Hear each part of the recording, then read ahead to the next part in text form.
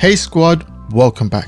I'm Deuce and I'm currently exploring some of the exciting new features in this brand new release of Logic Pro 11. Now listen to the piano section in this very short and simple production and understand that I didn't play a single note myself on the piano. It's all coming from the fantastic Logic Pro Session Keyboard Player. Check it out.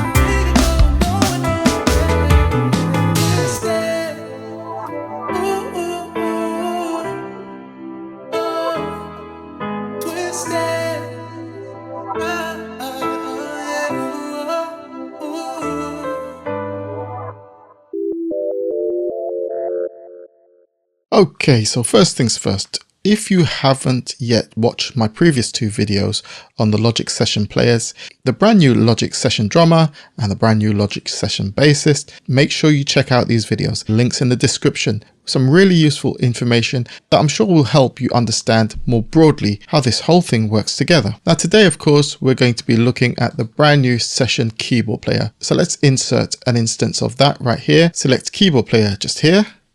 And over here, we can choose the style that we want to kick things off with. And we've got a selection of 5 options right here. I'm going to start with broken chords. So let's select there and we're just going to click create. Okay, so here's our new window and there are a number of things that we need to look at. First of all, on this side over here in this left-hand column, we have a number of different options in terms of the type of keyboard or piano that we want to use. We've got a concert grand up here, and if we were to click piano just here, this little window will come up and we can choose, say, ballad right here, and you'll see the settings change and the type of piano changes. Concert grand, early version, easy, studio grand, etc. So this is where we can choose our different type of piano or keyboard that we want to use. In this window right here, depending on the piano that we've selected, then we've got different amounts of control. So pedal noise, for example, I can drag that up or down just here. And if, let's say, we've chosen ballad, then we can adjust mic positions for stereo miking. And again, some of the other ambient noises, such as the pedal noise, key noise, etc. All of that is very much adjustable. Okay, so let's go back to Vintage Upright, which is where we started from. And we'll just close this window and close the left-hand column. And let's have a look at what else is going on screen. At the top of the screen, we've got a new Session keyboard player track, Vintage Upright. And these are the notes or chords played by the keyboard player. Also, if we look closely above that, we can see the chords that are being played. Now, what we're going to do is just come over here and hit the drop down to show the global tracks.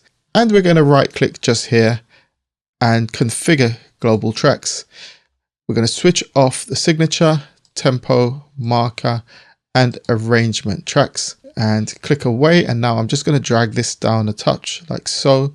So this is easier to read and we can now see more clearly. We've got C major, D minor, A minor, C minor, D minor, A minor, A minor. These have just been inserted as default by Logic. They have no bearing whatsoever on what is actually being played.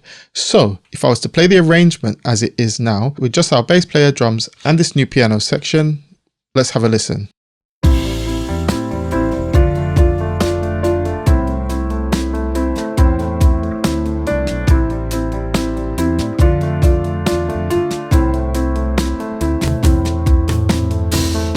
Okay, so it might seem to work together, but don't be fooled. That's not what's actually happening. Everything's in time, but that doesn't mean it's actually right. As I've explained in my previous videos, what we've got to do is put in the correct chords here so the piano player actually knows the chord progression. So that's what we're going to do in a second.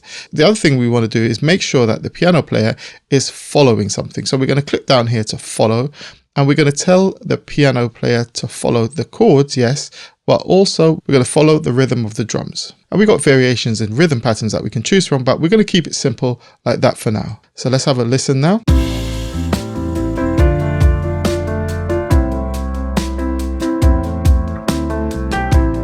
Great. So now it's time for us to insert our chords to actually get our piano player to actually follow the proper harmonic progression.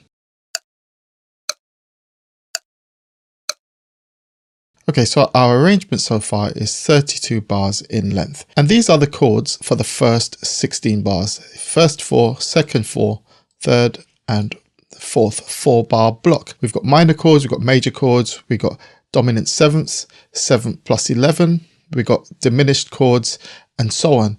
And I'm going to show you exactly how to put these in. And like I said before in my previous video, you do need to have some basic understanding of music theory.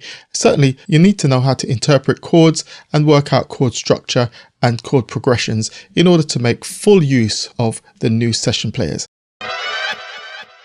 Okay, so let's start putting these chords in, starting with these first 4 chords. Come up top here to the chord track, and I'm going to double click on C, which is there right now. And now we want to insert A minor instead. So click here, choose A, and then choose minor. Okay, next one, click, we want to change this to F. So we click here, change that to F, major. And then we click here, and we're going to change that to C, and we want C major here. And the last one is E7. Just click there, click E, and click 7. Click away. Let's have a listen now.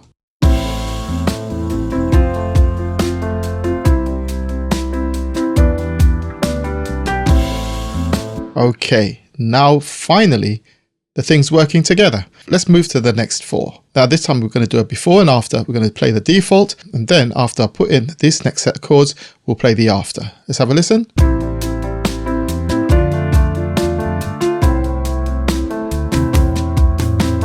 Okay, so let's go back to here now. Double click here on C, and we want to insert A minor just here. Choose A minor, click once here, F major, C, it's a major chord, C major. Now for the last one, we're going to split the chord. We're going to have E7, 11, and then E7 at the end.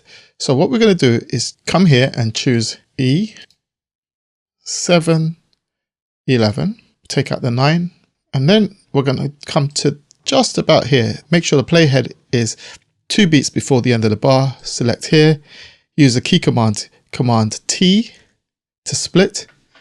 Then we double click again, and this time we're going to insert E7, taking away this 11. I made a mistake here. This should be E7, so we're taking away the minor here as well. So let's do this one over again. I made a mistake, and this is good because it shows you that sometimes you're going to mess up, you're going to miss things out. So we're just going to go, so E7, switch it to major, put 7, then we put the 11. Take out the 9. There we go. E7 plus 11. Now we come over here.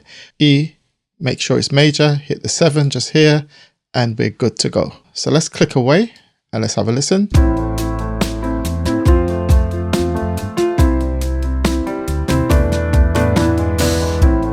Okay, so did you hear the suspended chord there, and it resolved on the 7? Okay, so what I'm going to do now is go away, finish off programming this all up, and then I'll come back and then we'll do a bit more digging into some of the great features in this awesome keyboard session player.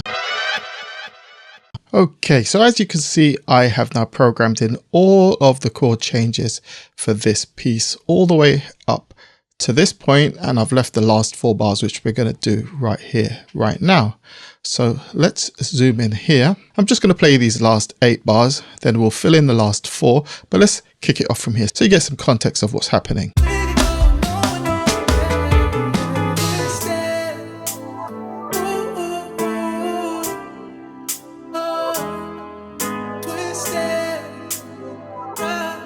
Okay, so as you can see, the piano player ran out of road. It didn't know what to do here because the last chord programmed in was this A flat diminished chord and then nothing else afterwards. So that's what we're going to do right now. And the chords we're putting in are going to be A minor, F, C, E7 plus 11, then A flat diminished, which is pretty much this. The only difference is we've got the E7 just here, but we're going to be using the suspended chord just there. Now, because most of the chords are pretty much the same, all we're going to do is select these, hold down the Option or Alt key, click, drag, drop. Boom, here we go. So if the progression is pretty much the same, you don't have to keep typing them in, you can just copy. Now the copy paste function doesn't seem to work, where you might want to use Command C, Command V, that doesn't seem to work. But the Option, click, drag, drop, that one works. Anyway, what we want to do right here is come to this E7 chord, double click on here, and then add the 11, take out the 9, and then we've got, and then of course the last chord, which is the A flat diminished chord, A flat diminished with a flattened fifth. So that's what we're playing right here. Let's once again listen to this complete 8-bar section.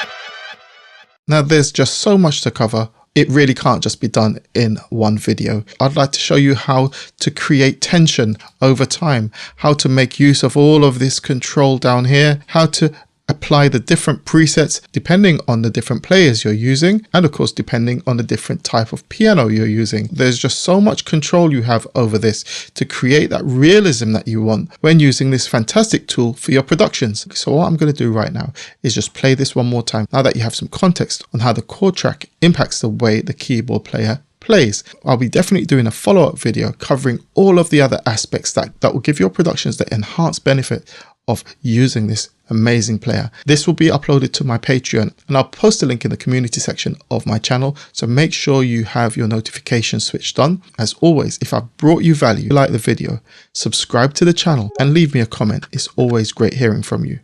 So until next time, I'm Deuce, I'm out, peace.